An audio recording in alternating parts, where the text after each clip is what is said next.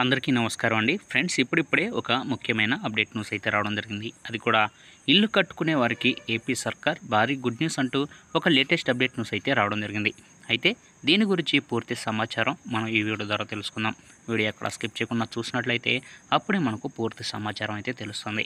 ఇక లేట్ చేయకుండా వివరాల్లోకి వెళ్దాం ఫ్రెండ్స్ నాది ఒక చిన్న రిక్వెస్ట్ ఫ్రెండ్స్. ఇప్పటి వరకు మన ఛానల్ అయితే సబ్స్క్రైబ్ అయితే చేసుకునేవారు దయచేసి సబ్స్క్రైబ్ అయితే చేసుకోండి.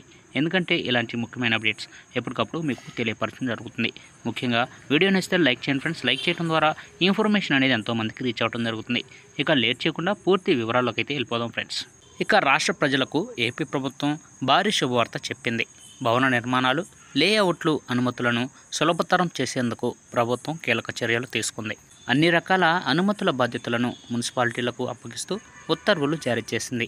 AP building rules 2017, AP land development rules 2017లో కొన్ని కీలక మార్పులు చేస్తూ 2 వేర్వేరు ఉత్తర్వులను విడుదల చేశారు. అర్బన్ డెవలప్మెంట్ అథారిటీల నుంచి అనుమతుల జారీ బాధ్యతలను మున్సిపాలిటీలు, కార్పొరేషన్లు, నగర పంచాయతీలు, గ్రామ పంచాయతీలకు బదలాయించింది.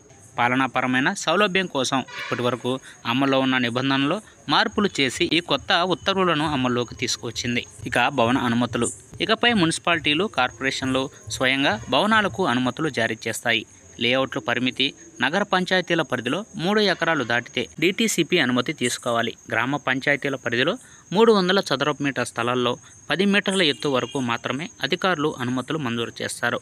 అనధికారిక నిర్మాణాలపై మున్సిపాలిటీలు మరియు కార్పొరేషన్లు, నగర పంచాయతీలు కఠిన చర్యలు తీసుకునేలా ప్రభుత్వం వారికి ప్రత్యేక అధికారాలను అప్పగించింది. స్పీడ్ ఆఫ్ డూయింగ్ బిజినెస్లో భాగంగా భవనాలు, లేఅవుట్ల అనుమతుల ప్రక్రియను మరింత వేగవంతం చేయడంలో ప్రభుత్వం ఈ మార్పులను కీలకంగా చూస్తుంది.